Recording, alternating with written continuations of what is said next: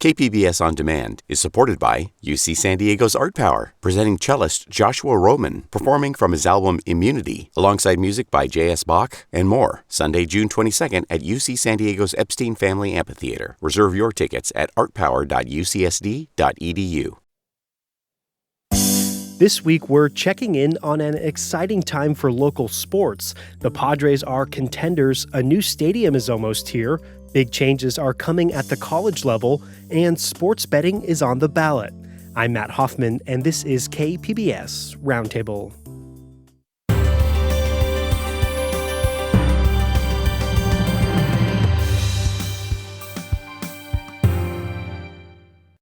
KPBS On Demand is supported by UC San Diego's Art Power, presenting cellist Joshua Roman, performing from his album Immunity, alongside music by J.S. Bach and more. Sunday, June 22nd at UC San Diego's Epstein Family Amphitheater. Reserve your tickets at artpower.ucsd.edu.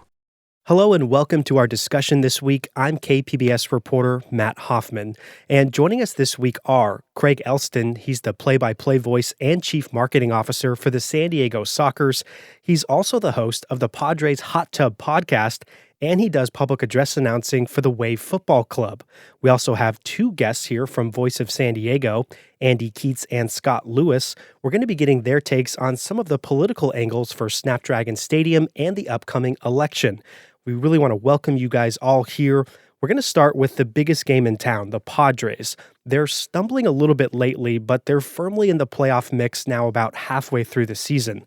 And they've been doing all this without their star player, Fernando Tatis Jr.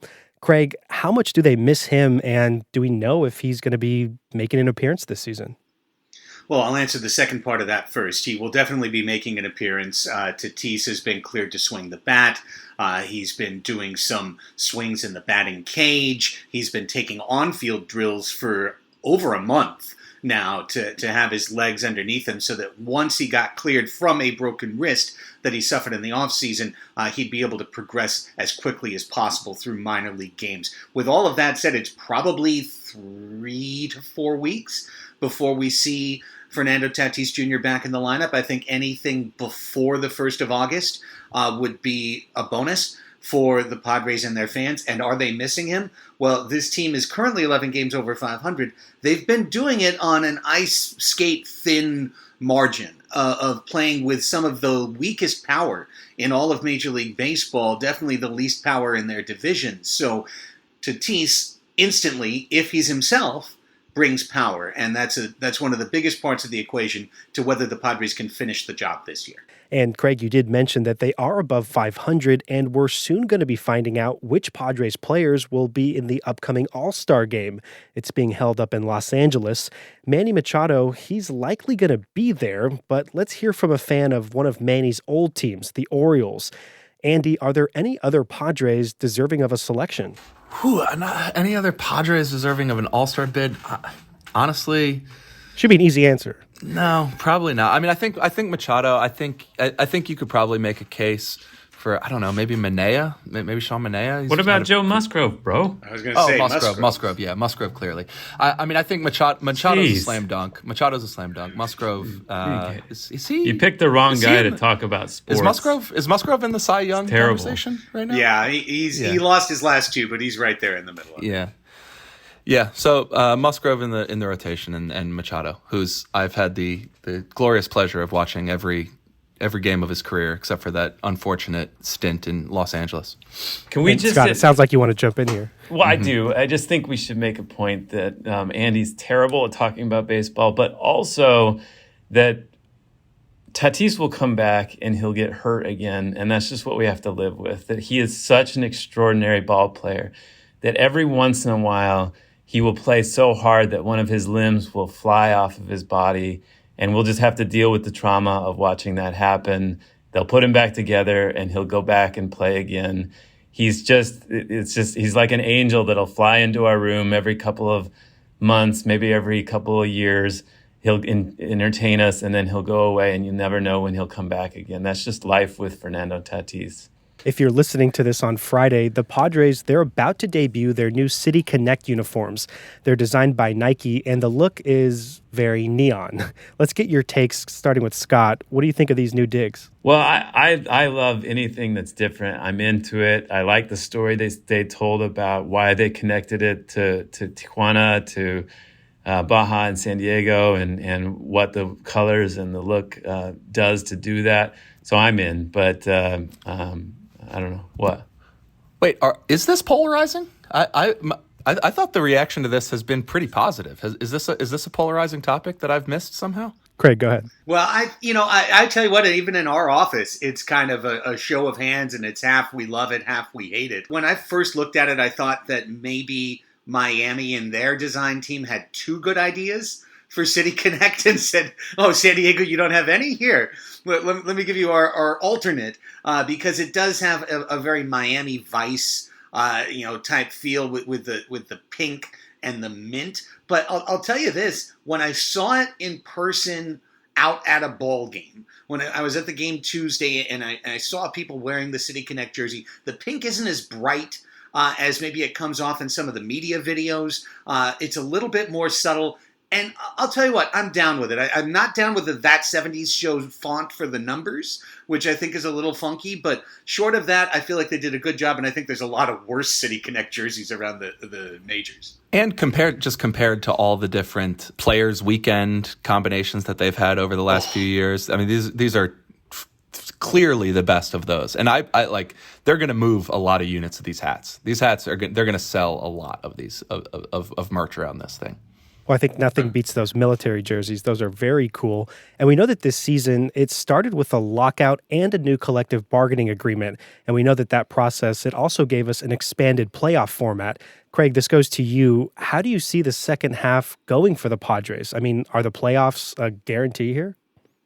Fangraphs currently has the Padres as an 82% favorite to clinch a playoff spot, but only about a 1 in 6 chance of winning the division. I think those numbers even went down over the last week because anytime the Dodgers get hot and the Padres have a little bit of a slump, all of a sudden you see that gap open up, and I think it's up to 6 games now in the NL West. So winning the division is going to be a real long shot, but getting one of those 3 wild card spots, I think, has to be not only the focus but the expectation for the Padres and their fans. This franchise cannot afford another collapse like they had last year. I expect them to try and add at least one bat from the outside and hopefully one reliever as well to the mix. And then you go from there and you hope that the health, Tatis returning, maybe a couple of the pitchers returning from injury, will allow this roster to fill out. And what about you, Andy and Scott? Do you guys see the Padres playing into October this year? I would be surprised if they don't make it through. I was surprised last year, so who knows? They've done it. They've done it before, but my expectation is they'll be okay. And Scott, what about you? I know you're a big fan. Yeah, I think the distinction this year is their pitching. I remember like 3 weeks ago, everybody's like, boy, do they have too many pitchers? Should we move on? It's like, no, just hold on. They have better pitching this year. And that should... One thing that is genuinely never a problem in baseball is having too many good players. People often try to turn that into a problem, and I got to tell you, it never works out as a problem. Yeah, I think that'll hold up. Tatis, a few other things. I do think having more teams available for playoffs makes it harder to maybe get some players from some of those teams that are on the edge.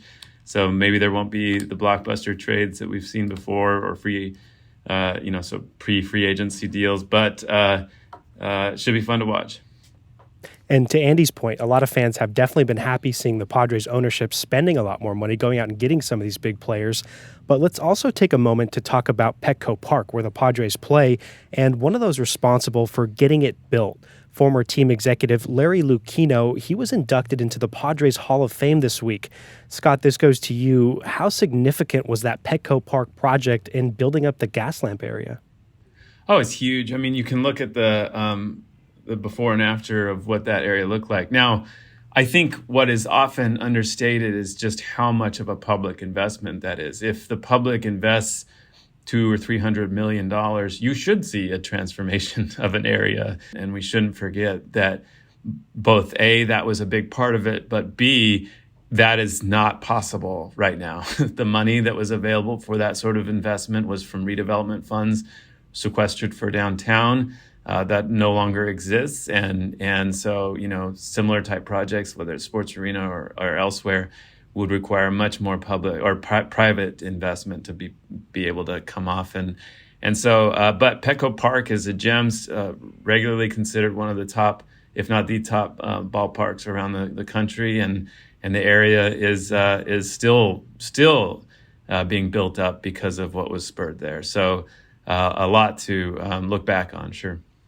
You're listening to KPBS Roundtable, and this week our guests are Craig Elston from the San Diego Sockers, along with Scott Lewis and Andy Keats from Voice of San Diego. Now, Craig, we want to turn to you here. Speaking of venues, there's a couple more on the way. Let's start with some of the news made this week by the Sockers. They're building a new home up in Oceanside, and now it has a new name. Can you tell us about what exactly is going on up there in North County? Yes, absolutely. It was May of 2021 that we had the official groundbreaking up at the El Corazon Sports Complex area in Oceanside for a new, entirely privately financed sports arena and entertainment complex that is being built and is still on track to be completed by fall of 2023. That will be the new home of the San Diego Sockers. It's expected to be the new entertainment hub for all of North County, San Diego. And this week, it was a very exciting week for our organization and for the Arena Management Group that Front Wave Credit Union has signed on to be the name, and it'll be Front Wave Arena up in Oceanside. And that's a 10-year, $9 million naming rights deal to see Front Wave Credit Union, which has been around North County for about 70 years, really put their stamp on the new entertainment hub for North County. It's an exciting partnership. And we know that the Sockers, they've been playing at the sports arena that's in San Diego's Midway District, and they've been there for decades. And we know that moving to Oceanside will be a big change, a little bit of a gamble even maybe. How's that going so far? Do you guys expect to bring on a lot of new fans or other fans to migrate up there? The real risk, Matt, would be to not have an arena that you could control and not have a place that you have the ability to, take advantage of multiple revenue streams, to have the ability to guarantee that you've got a place to play and to guarantee the dates in which you play. The Sockers have been renters their entire lifetime, all the way back to Julie V and Bronco Segota, and the championships of the 80s. They've always been renters, and right now they're renters in a very, very crowded arena with the San Diego Gulls, with the San Diego Seals, the Strike Force, never mind all the concerts. Yes, it'll be a little bit of a challenge to migrate our audience. That's a challenge that we accept, and for every fan who feels maybe that it's a little bit too far of a drive, there's another fan in North County that was making a long drive to get down to the Midway District. So, there's always going to be a risk inherent, especially putting something in a new area. But I think there's way more reward in terms of the potentiality of creating something new and generating a new audience as well. And if you haven't seen them, go check out those renderings. They look very cool. We also have Scott Lewis here from Voice of San Diego with us, and you might hear him sometimes on sports talk radio, especially when the sports arena redevelopment is in the news. The city had to stop and restart that process again. And so, Scott, I guess it's a simple question, but maybe not a simple answer. Are they close to having a final plan here? Well, all of the proposed bids for that land are illegal right now. You would have to raise the height limit for the area to make them possible. And that's supposedly going on the ballot again in November. We'll see if that goes forward. There is one bidder that has the sort of leading edge right now. They're setting the pace, and that's the Zephyr partnership. All three of the bids that have advanced on propose a new arena along with thousands of housing units. And they propose a whole new arena, as in they're going to bulldoze the old one and build a new one. And I still have a lot of questions about the arena. There were the two bids that proposed to rehabilitate the one that was there, kind of like what's happened at the Forum in Los Angeles. Those bids did not go forward, so all three of them are committed to bulldozing and rebuilding a new one. That's several $100 million. It also feels weird if they build an arena that's maybe something similar size to what they're building in Oceanside or to what the arena at San Diego State is, the Viejas. Like, why build another one that size? And yet that might be the only one they can afford. And so why would you tear down one that's bigger to do that? It's like a lot of weird questions I haven't heard very good answers on about the arena.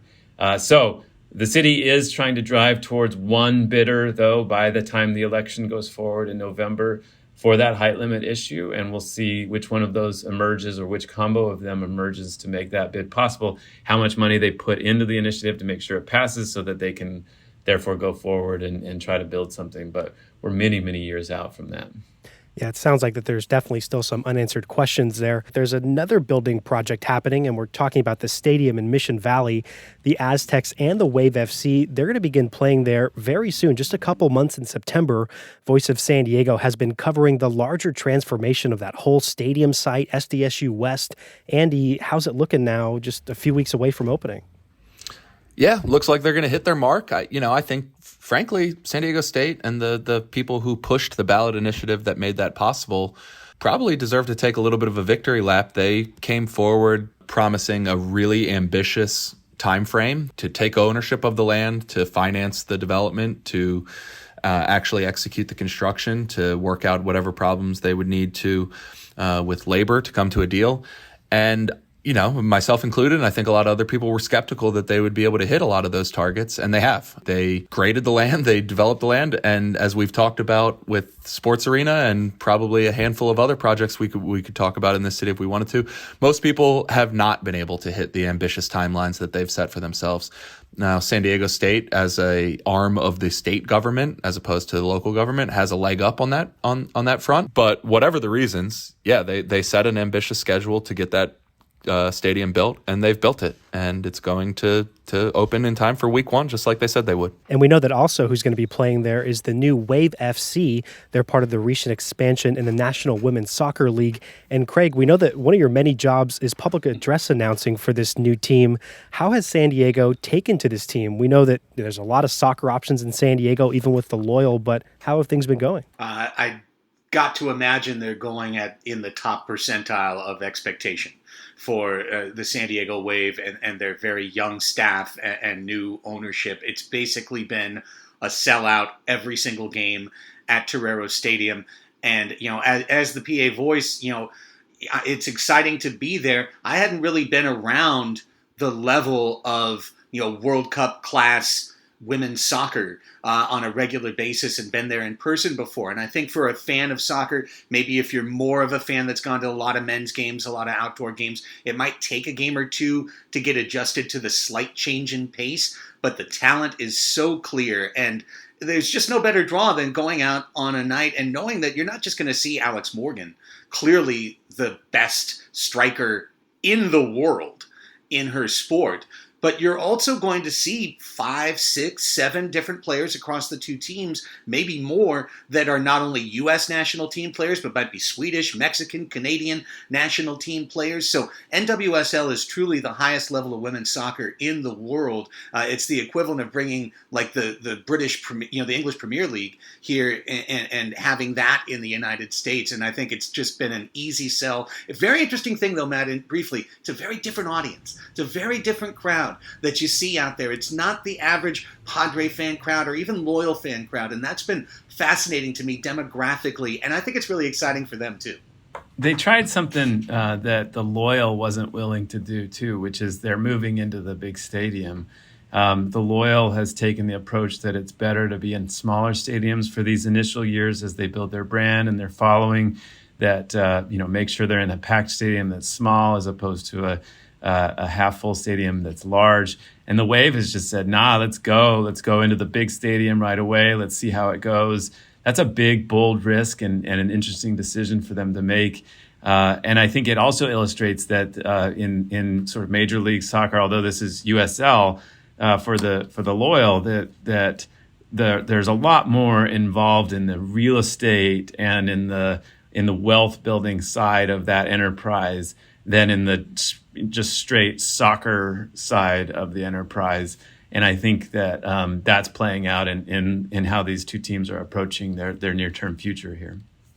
KPBS On Demand is supported by UC San Diego's Art Power, presenting cellist Joshua Roman, performing from his album Immunity, alongside music by J.S. Bach and more, Sunday, June 22nd at UC San Diego's Epstein Family Amphitheater. Reserve your tickets at artpower.ucsd.edu.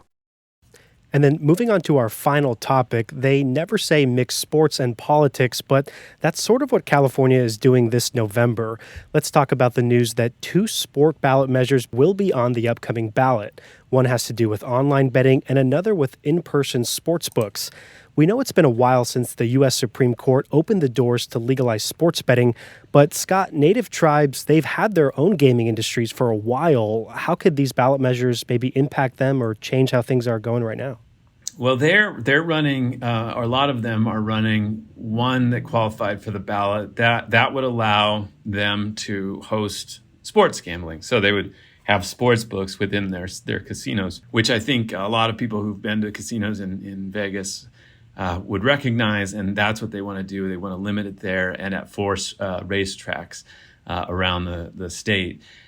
They are really also running a lot of ads against the other initiative, and this one is sponsored by some of the big players in online gaming that have emerged, FanDuel and DraftKings. Now, a lot of states have gone forward with online gambling after some of the legal opinions and rulings came out.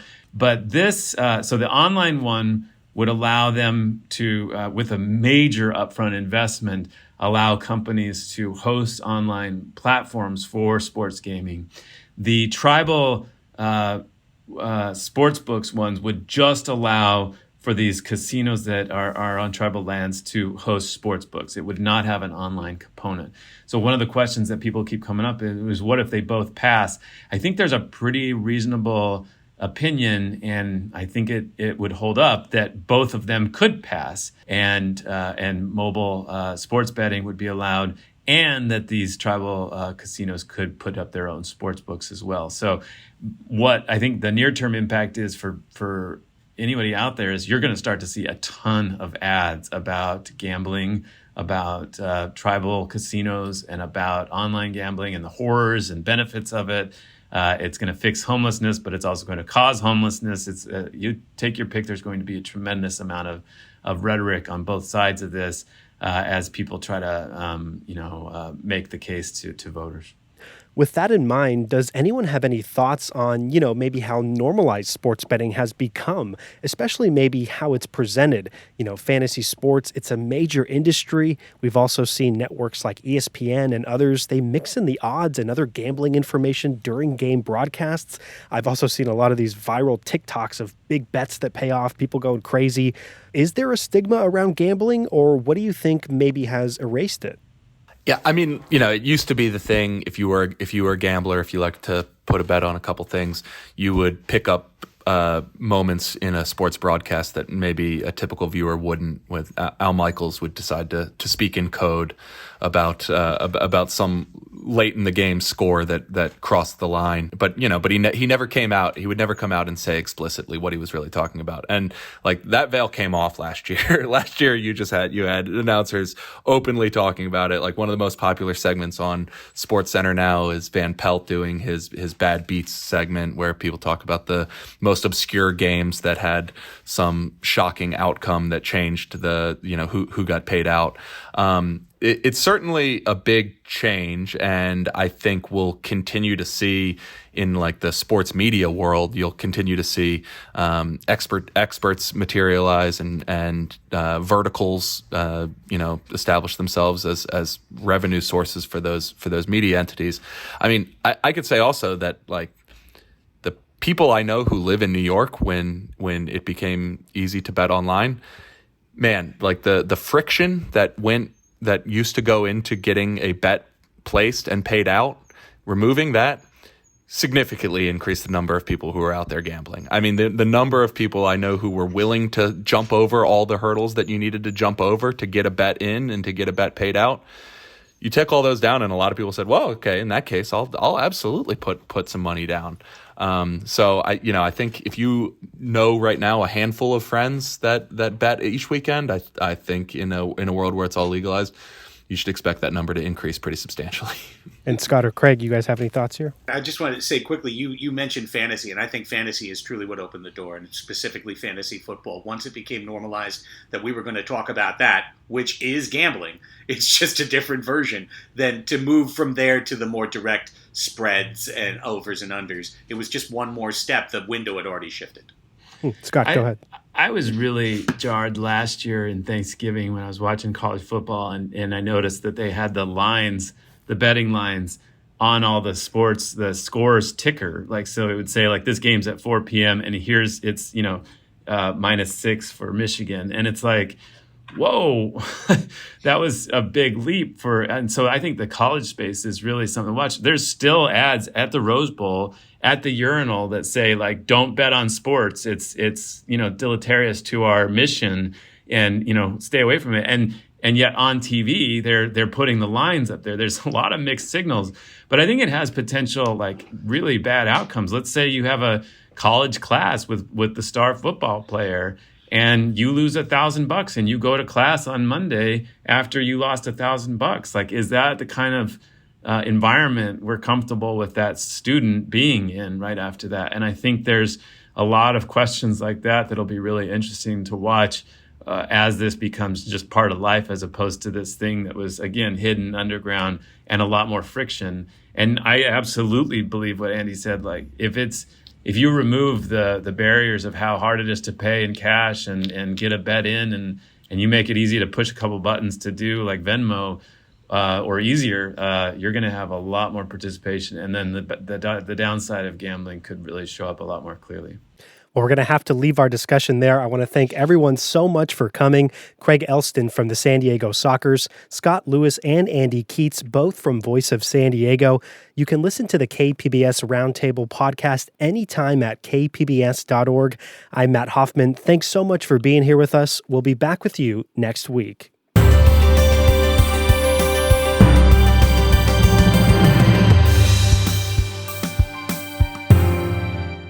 KPBS On Demand is supported by UC San Diego's Art Power, presenting cellist Joshua Roman, performing from his album Immunity, alongside music by J.S. Bach and more, Sunday, June 22nd at UC San Diego's Epstein Family Amphitheater. Reserve your tickets at artpower.ucsd.edu.